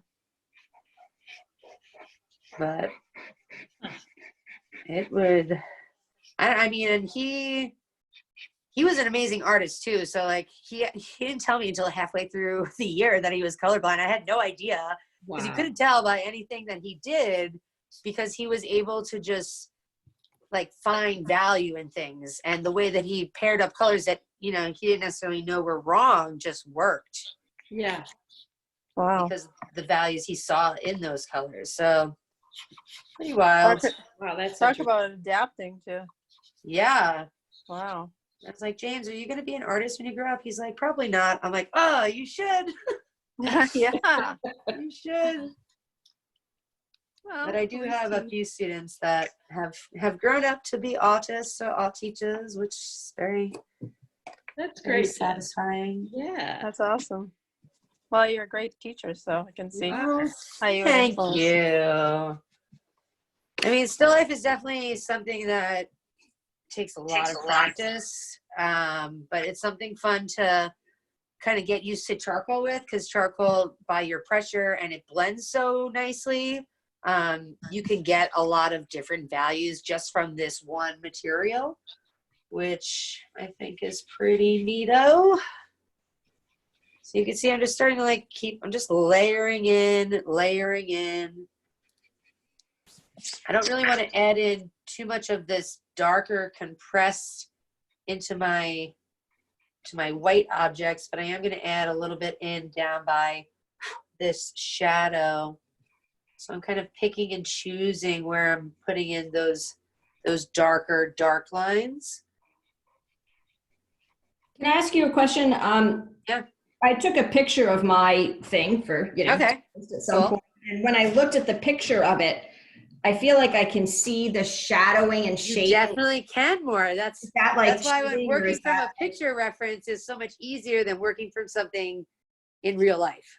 Oh, Yeah. interesting. It really so I'm doing a bunny rabbit with a Easter egg thing, and like the rabbit looks like 100 times better once I took a picture of it and I saw it in a different way. So. Yeah, it's definitely because working from a flat image is easier for us to translate because those areas are just a little bit more apparent because it was captured in a flat way.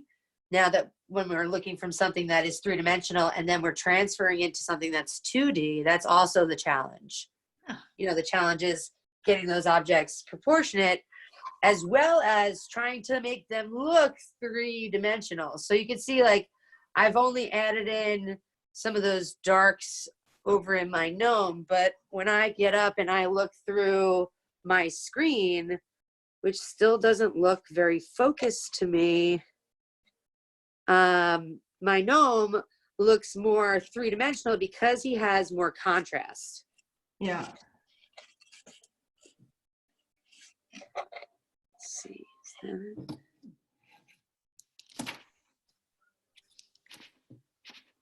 All right. So I'm going to start working back here and getting some of those dark soil lines in there to give myself more of a, where my, assigning my darkest dark right now. Just trying to fix my ellipse in here. And then putting that dark next to the lighter part makes my light pop out. Just like if I was, you know, painting something, or a lot of sports teams use it. They have the complementary colors, right? They have those colors opposite the color wheel. And that actually helps make those colors kind of pop out more against one another, complementary. They're complementing each other by helping them shine brighter.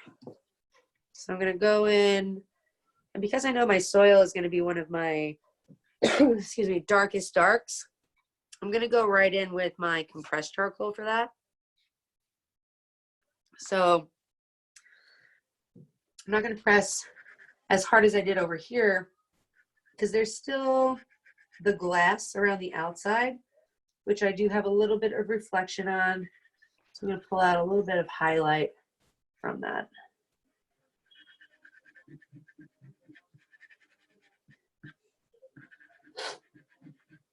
You know, if this is something that you want to continue working on, if you do want to take a picture of your still life because you want to have your first time, like something that we were doing in New York for art assessment to show kids progression instead of them taking a written test, was setting up a still life in the first quarter and having them draw just a contour line of it, and then going back halfway through the year and adding in some value and showing the progress from starting it in the beginning and then all the way up until the end where their proportions were getting better, the range of their values was getting better.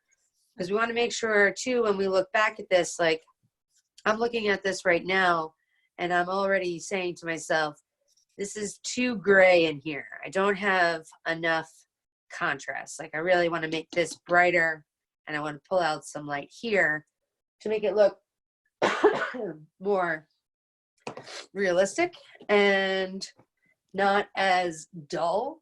So I'm going to pull out some light on the top of this box here.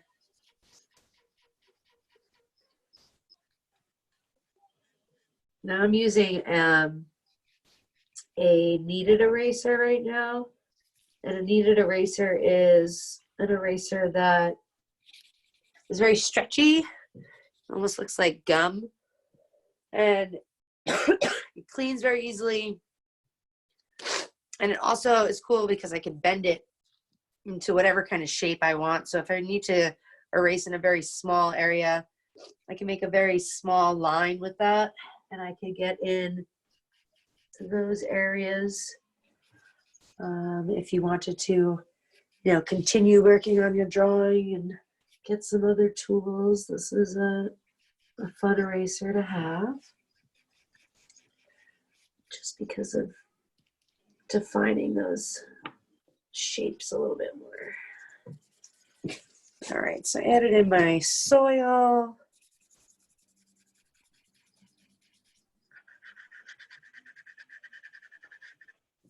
And I want to make a little bit of soil in here. But the other side of this glass, I can really kind of see through over there. So I'm going to loop that around. And I'm keeping the rim here light. You notice I didn't go in with my compressed charcoal because I want to pull out a little bit of reflective light. And that reflective light is because it is glass. I'm going to have those little light reflections. If you use anything very shiny, you might have some very defined, bright light marks, circle shapes, or whatever shape the light is. So we can pull out those shapes. Something very difficult to draw is glass, because glass, like I was just showing you with this before, if you're like really up for a challenge and you want to work on your drawing, setting up just a stainless steel tea kettle or a boiling pot or any other stainless toaster, and then trying to draw all of the reflections within that would keep you occupied for hours. Hours. In my drawing classes that were 3 hours long, we would draw those things, and if I finished before 3 hours was up, my teacher was like, "Oh no, you got to go back and work on this. You got to spend at least 3 hours on this. You should spend 6 hours." I was like, 6 hours? Oh, yes. I don't know if I can spend 6 hours on one drawing of one tea kettle. But the more time I spent on it, I mean, she was right, the better it looked.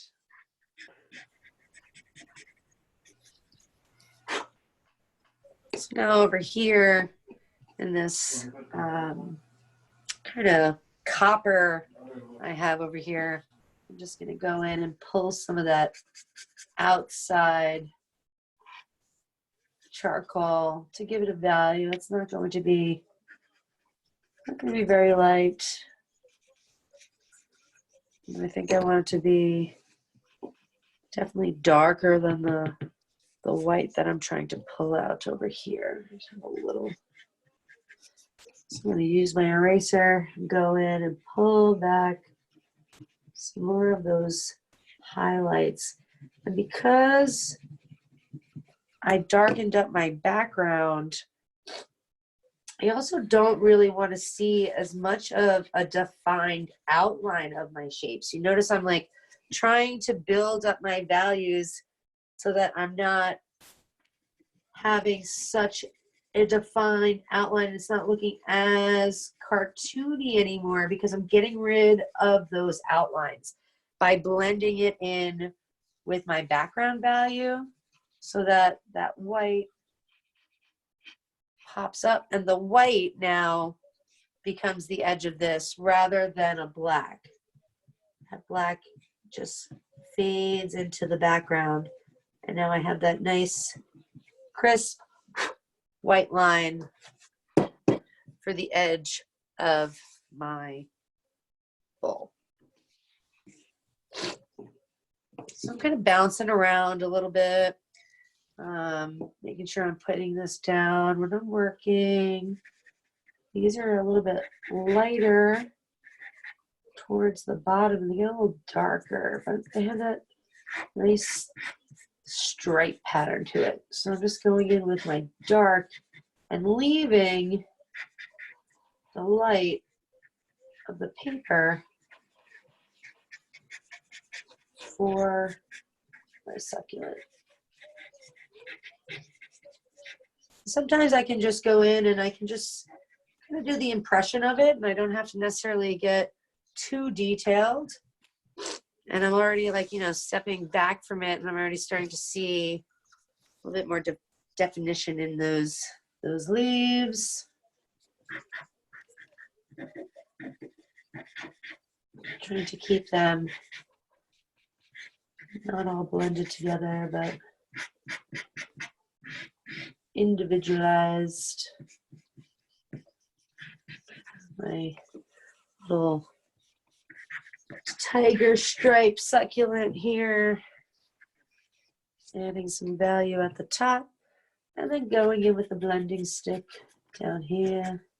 I'm going to add a little bit of that very dark compressed.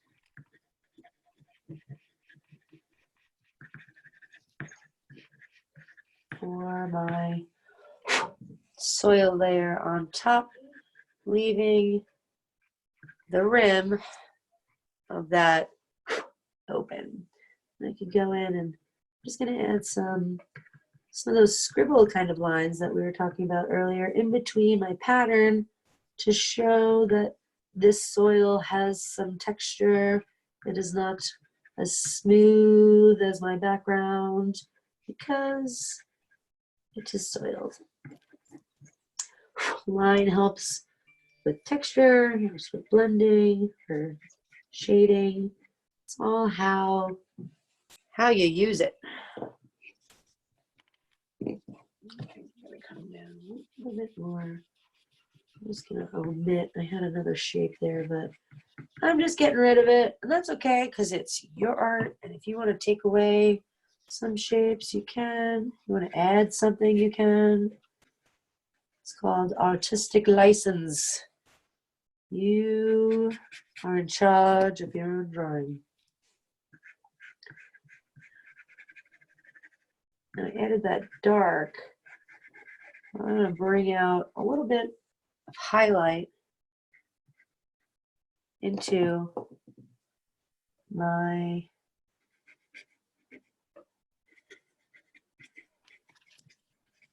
glass vase here. So I'm just going to simply take an eraser and just add in some lines right over that, right over the pattern.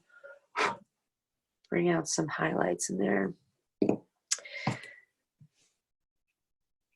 These whites are not as bright in all the places. They're a little bit more shadowed towards the bottom. So I'm going to go in and add some of those dark compressed lines. Because remember when we did our value scale and we went over those lines after we blended, they were still there. So we don't want to lose the detail of those lines. I want to blend. So I'm just going to add some dark and blend that, leaving some whites towards the top. Again, my light source is coming from over here, so it's a little bit lighter on this side, and I made it darker on this side because there's not as much light getting hit in there. Now coming into my ellipses here, fine tune any of those lines, and really do a lot of erasing with this. Another way of drawing with your charcoal is you could do some subtractive drawing, where you could make your entire paper dark with charcoal, and then start pulling out, just like we're doing the opposite of that right now, right? We started with a white paper and we're building up our values. We're getting darker as we're layering. With this, you would have this darker paper and you're going to start pulling out some of your highlights. So you would use your eraser a lot to pull out light, and then go in with your compressed and add in some of those shadows. It's another practicing technique in case you were looking for some other ways to use your charcoal.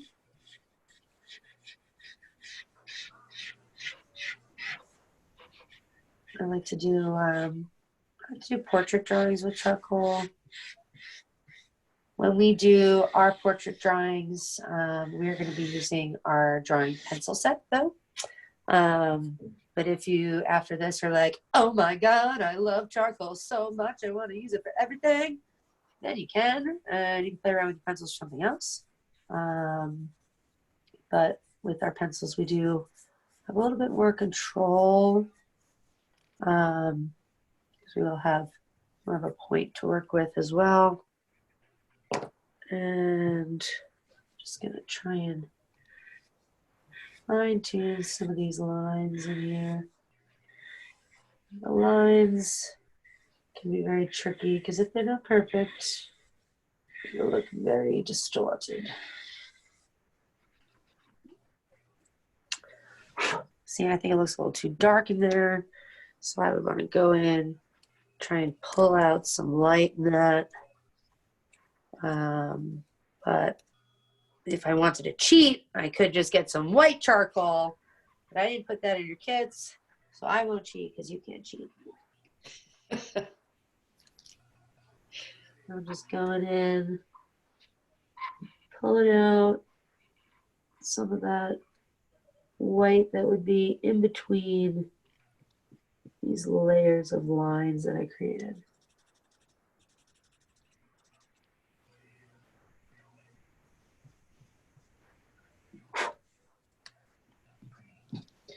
I could use my blending stick to try and soften some of the dark and move that around my paper.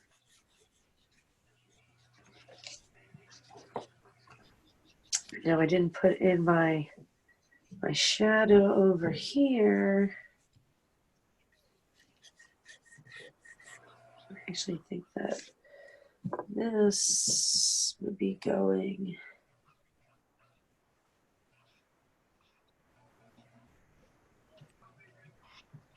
like this. There we go. Fix that ellipse.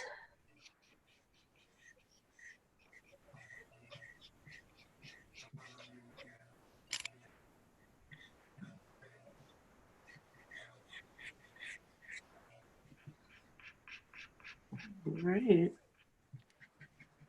So, you know, as I'm working my way down to, I'm adding in those shadows.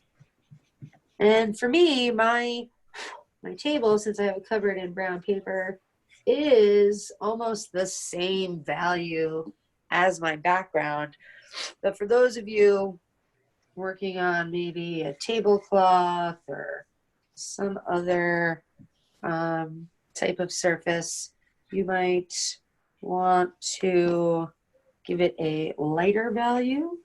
I am going to be pulling out the highlight from my vase here. And by creating this darker value back here, it's going to pop out my vase.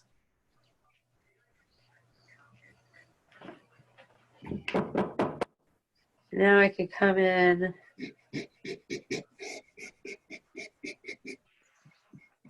and add a shadow here. And I had my succulent sitting on my tub of white paint, and I don't want it to get too light in there, so I'm actually going to just pretend that this soil goes all the way down and add that darker value in there so that it's going to help the white of that vase pop out. And then I can give my shadow here and darken up, crisp up that bottom line. Now, if you are looking at it and you're like, well, Jess, I think I'm done, I don't know what else to do here, you can try and, like I was just saying with those lines, like if you have a very light item like my white bowl here, try and blend out or erase any harsh outlines that maybe you created. If you notice, like I just have a fingerprint over here, You need to layer in any areas that maybe got lifted up as you were moving your paper around. You could go and fill in any of those areas. And as we get down closer to the bottom here, that's when we're going to want to go in and add our table value. So I'm going to start adding in a little bit. I got to put in my darker shadow here. Hold on, actually. Let's get this guy going. I'm going to start with my dark. Just sort of right around the edge, I'm starting with my dark. And then I'm gonna go and bring, because I actually have two shadows here. I have this darker shadow from the light here, and then there's another light that's casting this double shadow. So if I wanted to add in this circle, because that's from this outer rim, because it goes past the bottom of my vase. So that shadow is gonna just kind of come right up and around. It kind of hits right at the corner of this. That's what's casted on my vase here. And sometimes I'm like, oh, that line looks kind of awkward, but trust me, it goes with the rest of your shapes. So my shadow circle is going to end right over here. And I'm going to layer in darker shadow that comes to here. It's pretty dark back over here. And having that darker shadow is now also going to make my vase become a little bit lighter.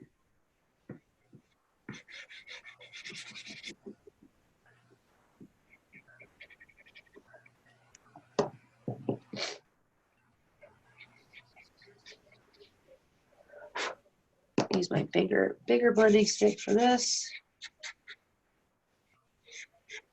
Bring it all the way around.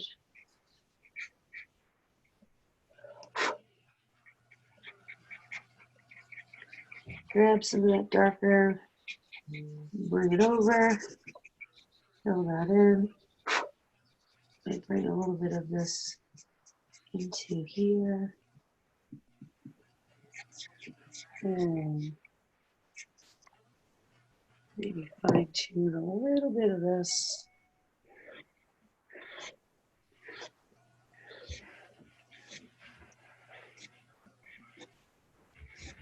I don't want my outside line over here to be too dark.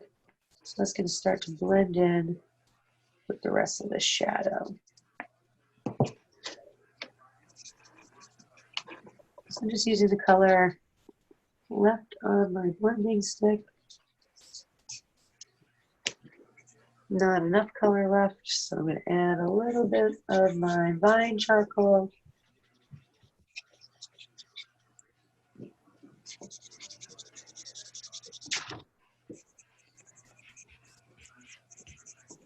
I want to keep that nice defined line in here because it's defined in my vision.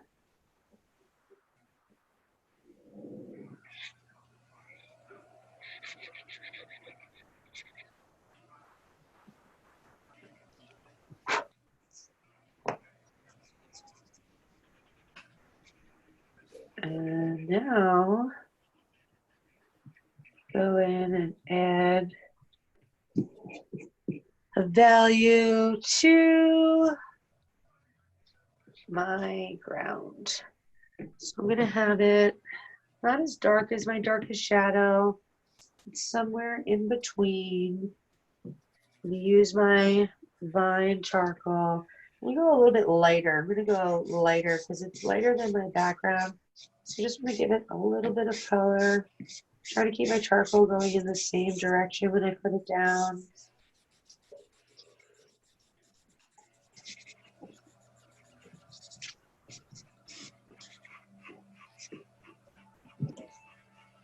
And I could use my paper towel. I could put it over my finger and I can blend like that.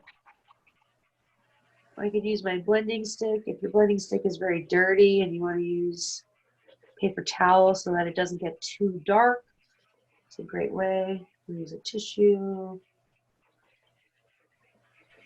Paper towel, make sure you go nice and slow around those areas.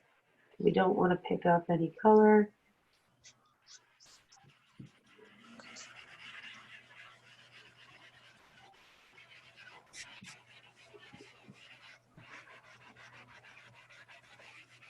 Whoops.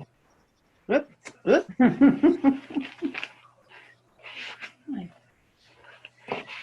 It's a very loose medium. It's a little bit harder to control, but it's just it's very fun to work with, very hands-on. You know, you do a lot of blending. You get to see your values changing, your charcoal changing.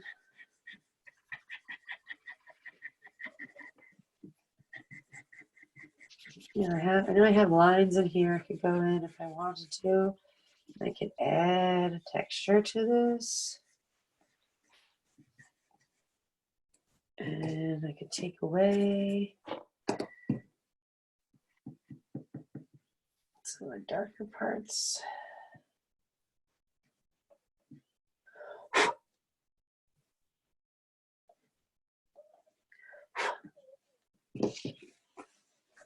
Maybe add a few going back down here, just softening them up.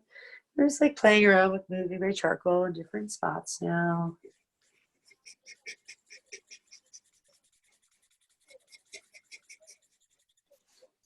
Really making sure that I've added in my shadows to things.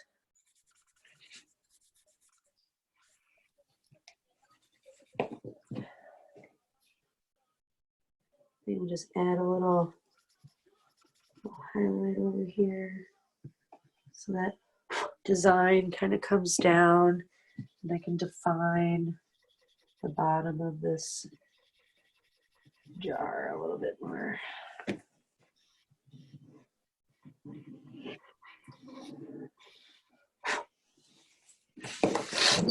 And like I was suggesting when we were working with our painting the other class, it's always great to take a step back from your piece since you are working so close. And this is when you can say, huh, do I have enough contrast in this? Can I find at least, I would say at least 4 or 5 different values, right? It's like, do I have a very light, like this is maybe the lightest, darkest. Then I would say that I have a middle gray tone. This is a middle gray. Then I have a darker gray, Then I have some darker grays in my shadows. So I have, you know, at least 4 or 5. Oh, you can't see this. Here we go. 4 or 5 values in there. And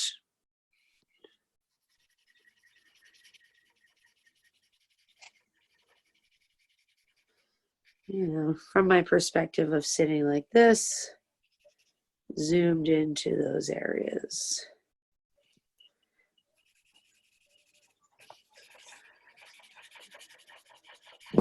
You know, maybe you did a really cool scribble kind of style with this, or maybe you were like, I want to do the blending, but I want to add some hatching lines over it, just kind of like where I went in and added those lines in the small vase over in here. I added a little bit more like scribble lines with my compressed over in my gnome, and those darker layered lines in my succulent. Does anybody want to show theirs off? Is there any other way you can word it? Does anybody Want to ask for feedback? Yeah, I would love some feedback. Not you. Oh, I mean, us. does anybody want me to give feedback to theirs? Yes. Okay.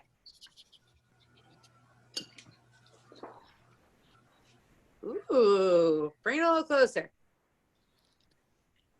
That looks very nice. That I was- would say, because I know that the flower pot is white, I Yes. would make your background maybe a little bit darker. So the white of the flower pot is your brightest thing on the page. Okay, got it. But otherwise, that looks really nice. Really, the keys were horrible, and so was the bird. He looked like a walrus for a pretty long time.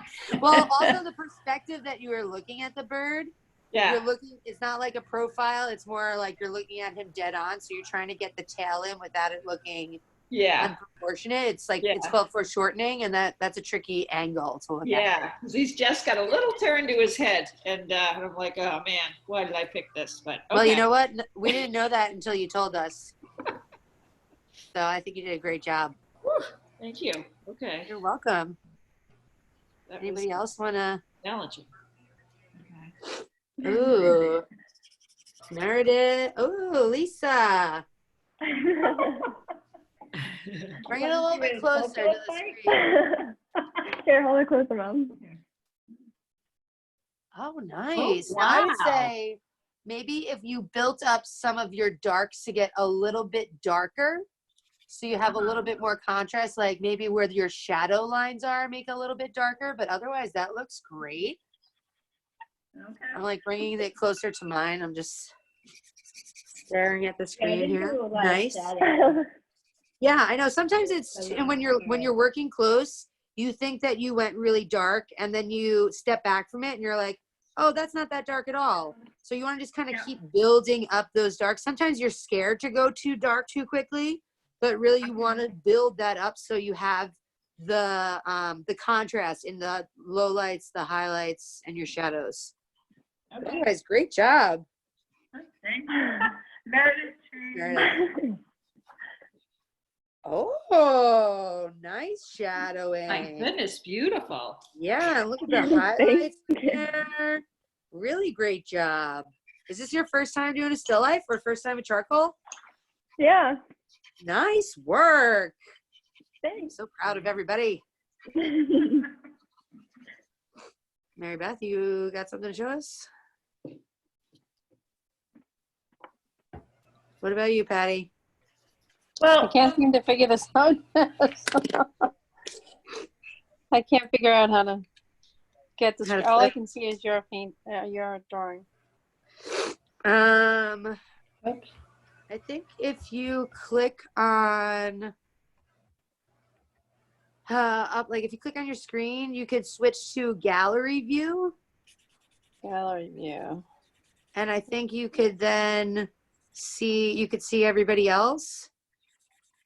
Gallery view. I see. And over by gallery view, also like you could switch the camera to like face down on your drawing. Is it on the bottom, Gallery view? It's like it's up towards the top. Towards the It's like a top. little icon. Okay. Have. You could also just like take a picture and email it to us. Not like on the At the top beginning, I screen. could see all that, but Yeah, at the beginning I saw you. yeah. You could always take a there. picture and send it to me too. I would love, to see some of I will these. do that. If anybody would allow us to post any of those. What about you, Patty? You want to show off your still life? Well, I don't know if I can do it, but I'll try. Oh, so my shadows seem way too dark. But Ooh, your shadows are nice and dark. Good contrast, though. We like that. Nice So to it- find. Oh, you did the little nose. I did. Oh, I love it. Nice work. Thanks. Got some good values in there. So like I said, if you wanted to practice, you could try drawing something that's very reflective. That's going to give you a lot of highlights and a lot of things that, if you look inside a doorknob, a brass doorknob, you're going to see like the whole room reflected in that doorknob, and you might not realize how much is reflected in it until you sit and observe. So something like that. Or if you want something less challenging, maybe drawing something outside your window, or focusing on maybe like one zoomed in area of a plant and really try and like really focus on maybe all the detail that you would see in something like this, right? Where I have a light green and a dark green, which is, it's almost like its own value scale here. If I just drew one of these little spikes, it's very dark up towards the top and lighter towards the bottom, leaving those white defined lines. So feel free to practice, you know, get really, really into your charcoal drawings. Our next class is going to be on Thursday. So Thursday, I will send out another Zoom invite, and it's going to be the mountainscape painting. Woo! That's going to be that long canvas that we're going to be doing. But I'll send out an email reminder with everything that you'll need. And I hope you guys had a great time. Thanks, Jess. You're wonderful. You're Thank welcome. you. Hey, thank you, Good job, Jess. everybody. Have a good night. See you next time. Have a good Bye, night. everyone. Bye. Thank you. Bye.